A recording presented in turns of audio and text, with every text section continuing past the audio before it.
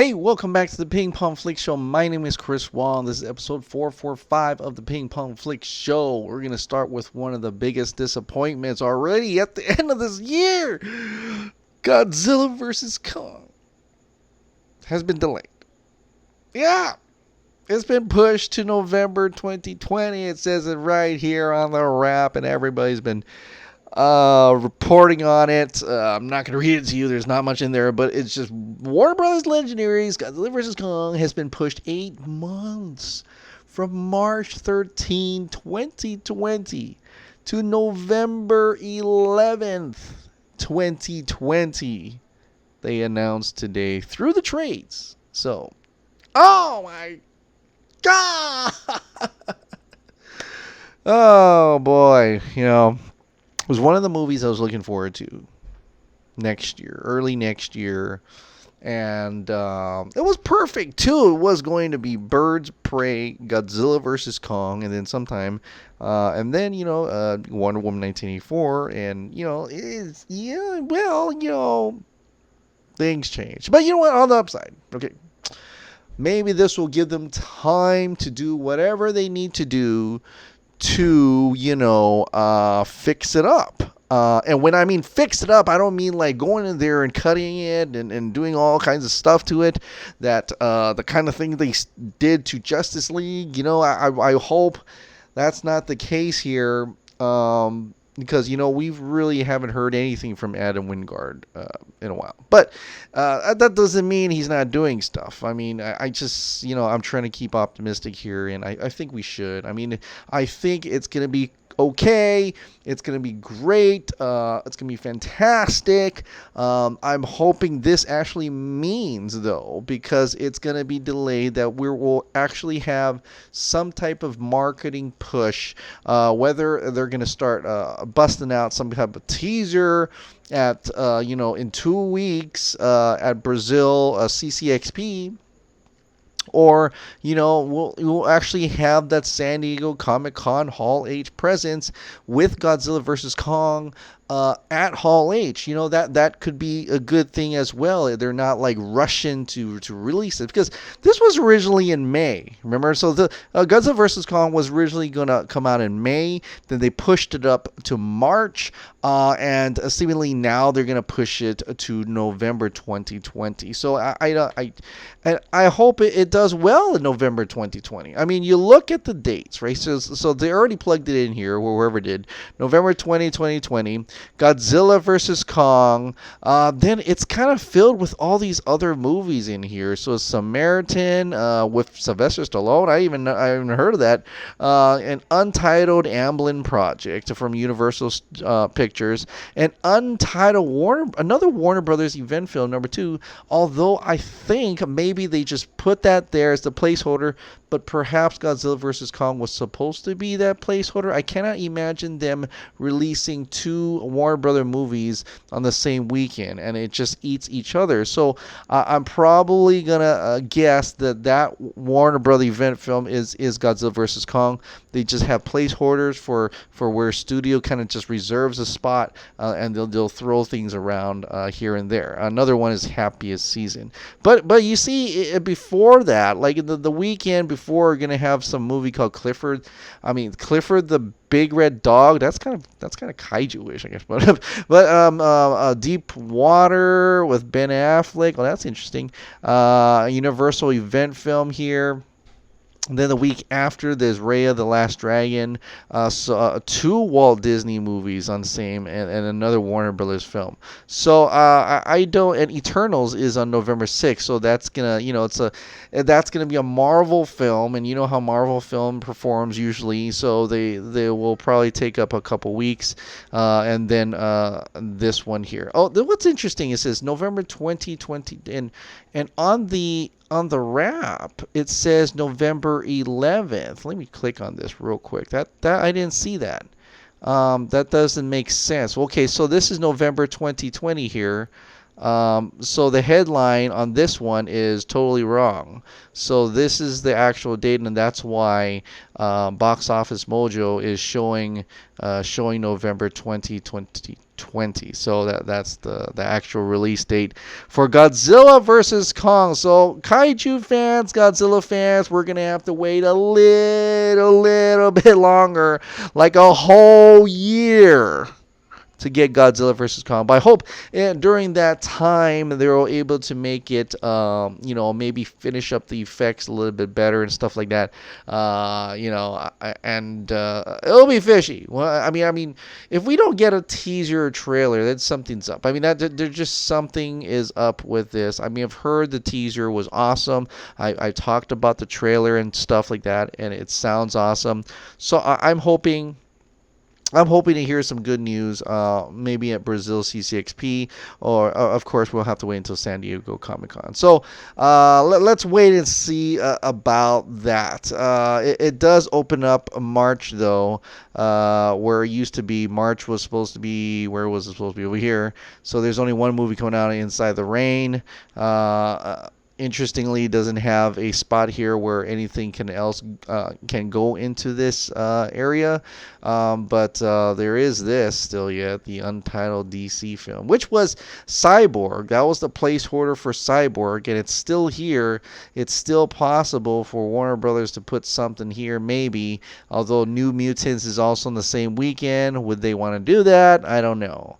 This could move up though to March 13. I don't know, but well, that's I have no idea. But speaking of DC films, I forgot to talk about this. Matt Reeves announced on November 22nd, 2019, that John Turturro will be Carmine Falcone in his Batman movie. Now, I don't think I've ever seen Mr. Turturro in a serious role. I've only just remembered him from just the Zohan movie, the different just all the different Transformers movies, and I just see him as like that. So that's an interesting role for him. It makes you kind of wonder if how serious this movie is going to be, or it's serious at all. People are freaking out about the whole blue and gray suit, but I think Matt Reeves will probably be a noir, very serious movie. But we'll see. This is an interesting one, and maybe John Turturro just wants to expand out. That's me just basing that on having not ever seen him personally seen him in a serious role. So I could be wrong. He has done serious roles. Maybe has done fantastic serious roles. I have not seen them. I have not heard of him personally myself. But if that's the case, then that's great. Great. Carmine Falcone is in the movie as well with a lot of other villains. I mean, this movie is jam-packed with villains galore, including Batman. It's kind of wonder how nobody is really complaining about that. Remember the days where people just complained that there are too many villains in a single movie, a Batman movie? It's like, this is like Batman Returns times 10. I mean, it's just a lot. I know it's kind of over-exaggerating on that amount, but it's still quite a bit. And if the story is correct, it will work. If the story is good and the way it plays out, like he's going to do it like it's a detective story, I believe it will work. It's just funny that nobody's complaining about it now. But anyway, I mean, that's good. I mean, we don't want a lot of negativity towards DC, and it seems like that has kind of been pushed aside for now. But we'll see as we get closer to more reveals for, Matt Reeves, the Batman, right? Now, I want to talk about this a little bit because I don't know if I actually read you what's going to happen this day. I probably did, but I thought I'd touch up on it a little bit. Wonder Woman 1984 is going to be at Brazil CCXP 2019, and within like less than 2 weeks now, and it's getting pretty exciting because we're going to have some actual DC content finally in some type of event where where Gal Gadot herself, with probably Patty Jenkins and a bunch of others, are going to be there in Brazil, which is, I said, the world's capital of DC fans. They love DC there. They even love, the DCEU there too. So it'll be pretty interesting to see what happens at this event. I'm not teasing anything. I'm just saying all we know is Wonder Woman 1984 is going to be there. And Birds of Prey is going to be there as well.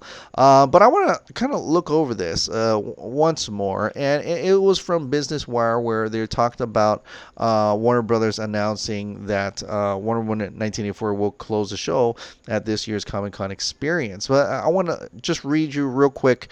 Over here, it comes down to the part where, and for the first time in history of CCXP, the show will be live streamed on Twitter, connecting the talent and the 3,500 fans inside the venue to Wonder Woman fans around the world in real time. What's more, those in the room will be able to see tweets from around the world as they cascade live down a giant screen on the stage. And I'm thinking, after what we did over the other weekend in terms of the Snyder Cut trending, and just how fans right now are going under anything that deals with like Wonder Woman or Justice League or Warner Brothers in general, how we we're just making the release of Snyder Cut pop up. And having them say this, like live tweets are going to cascade down the giant screen on stage.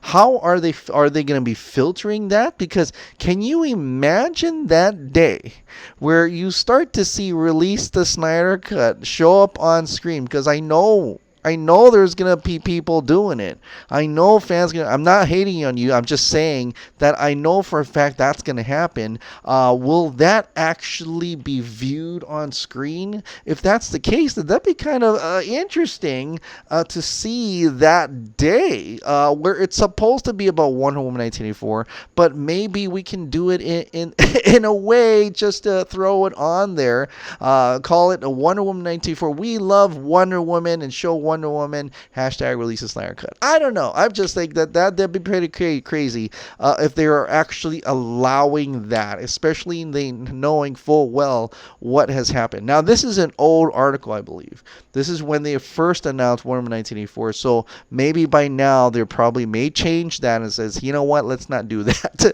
That's kind of dumb. I mean, can you imagine what comes on that screen? And how would they control that? Like, it doesn't even have to be a Release of Snyder Cut. What if a Marvel fan comes in and starts hating on Wonder Woman? I'm thinking they just gotta be able to filter this to show it live on live.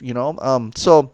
We'll see what happens. I'm very interested when just coming back to that, and I want to know how you feel about that as well. Seeing that it's gonna be live streamed on Twitter, and the tweets are gonna be cascaded live on a. Can you imagine that? I can imagine that right now. And if it looks anything like how we've been looking these days, that's going to be pretty hard for them to cover up. And I'm really wondering how how that's going to play out. So I don't know. I will see what happens with that, but that's really interesting. And in terms of the Snyder Cut, I'm talking about the Snyder Cut here, right? What we kind of probably missed, and some of you actually caught up on that, was Sergio Constance. He is the guy who plays, Zeus in the history lesson for Zack Snyder's cut of Justice League, right? And also the theatrical cut, right? So you see him here jacked up and stuff. What we didn't actually notice that he didn't use the hashtag, but he retweeted out some #release a Snyder Cut post, like one from Fraulein Greco here, and it actually shows a little bit of clip of that. He also retweeted retweeted this stuntman video where it shows towards the end, it actually shows Zeus kicking butt here with using lightning and stuff like that. He also retweeted this one as well. Of course, they tagged him in it, and that's probably why he saw it as well. But it is interesting to see him actually kind of supporting it without actually having to retweet it. I mean, actually hashtagging it, but he's retweeting it. So that's awesome. Thank you so much, Sergi. We really do want to see more. We know you were probably more in that movie. You probably had more a speaking role as well, and it will be great to see the actual scenes play out where you kick butt as Zeus instead of how short it was in the actual movie. So that's kind of cool in itself. Nothing much for the Snyder Cut today. It's been pretty quiet. But that doesn't mean there's nothing going on. But I want you to because there's some time right now. Check out Scott of Squadcast, the Suicide Squad Squadcast, episode 236. They go into some details about the release of Snyder Cut Twitter event, along with DC films in general. There is one little bit that they talk about that I found really interesting, and that is the situation with Henry Cavill. Now, I never thought about this, and I thought I should have thought about this, but I'm glad they did. Was that he is The Witcher right now. He is working for Netflix right now to put The Witcher on their streaming service, and that's the thing that he's trying to really promote because it's a new series and stuff like that. So they were kind of guessing that the reason why he didn't mention anything about the Snyder Cut, it's because if it's true and the Snyder Cut is definitely going to be on HBO Max, HBO Max is the Netflix competitor. So in terms of being political, which Henry Cavill is very much plays very politically, he doesn't want to burn bridges. So instead of supporting a possible a movie that's going to be on the competitor HBO Max, he'd rather just continue supporting The Witcher, maybe until we get closer to the Snyder Cut actually coming out, possibly on HBO Max, that he will then in turn support that, because many have said that Danny Garcia, who is his agent, follows the money. So she's going to go after anything that will get her boy some money and herself some money. So and Release the Snyder Cut has that as well. So I'm very curious to see what's up with that as well. So, but anyway, this is a great a podcast. Go ahead and check it out. Listen to this podcast. I thought this was very interesting, and it makes much sense about the whole Henry Cavill situation. So I thought I'd just bring that up for you. Now, I want to go over just this tweet that has come out from Robert Meyer Burnett. And he's been actually kind of interacting with fans in regards to release the Snyder Cut. He said this, and I thought it was really interesting, and I thought I'd let you know. He said, "Riddle me this. At Release the Snyder Cut fans, if they ever do release it, it's essentially a new movie. How does the above-the-line talent get compensated? Are actors paid a second time? What about their residuals? What about the film's copyright? So many business questions." In which Carrie Vanderberg actually replied, HBO Max spent almost $2 billion on getting back shows for streaming rights. Warner Brothers made $1 billion each on Joker and Aquaman. It's not like they don't have the capital to figure all that out. It's in their interest to figure that out because we as consumers and fans will pay for it. And I really thought this was interesting, where it shows you a breakdown of how much they paid for something that's already out to go on their service. Now, Robert Meyer Burnett saying that Justice League is totally different, but I do see that it's not entirely different. Yes, the amount of money would be different, but The thing about this though, HBO Max paid $450 for a Friends show, $500 million for The Office, $500 million for Seinfeld. Big bucks, $1 billion for to get the Big Bang Theory on there.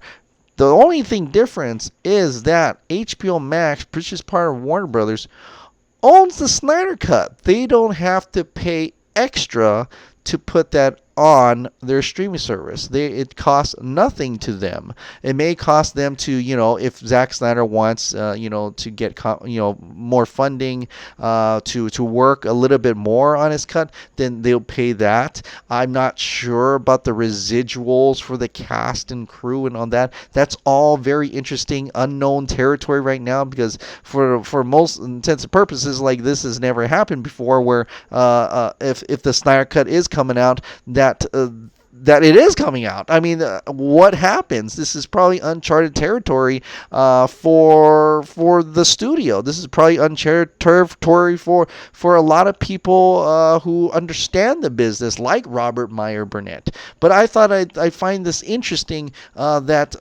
Carrie put this out, and it makes total sense. Like, they're willing to pay money for these big series, this much amount of money, and why not pay nothing for something that's almost pretty much done, which is the Snyder Cut, right? It just makes business sense, and that's why I think a lot of people in the industry fully think that the Snyder Cut will definitely end up on HBO Max. Although I'm still hoping for that limited theatrical run, and I have a feeling that someone like Zack Snyder would definitely want you to watch that film, his true Justice League movie, in the theaters. It's meant for an IMAX theater event.